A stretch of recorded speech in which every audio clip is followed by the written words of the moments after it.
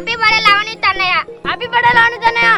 Happy birthday లవనీత్ అన్నయ్య. కదా నీ కథ ముగింపులేనిదై సదా సాగదా. ఇదే కదా నీ కథ ముగింపులేనిదై సదా సాగదా. నీ కంటి రెప్పలంచున మనస్సు నిండి పొంగిన ఓ నీటి బిందువే కదా నువ్వెతుకుతున్న సంపద. ఒక్కొక్క జ్ఞాపకానికి 100 ఏళ్ల ఆయువుందిగా, ఇంకెన్ని ముందు వేచనో అవన్నీ వెతుకుతూ పదా. మనుష్యులందు నీ కథ మహర్షిలాగా సాగదా.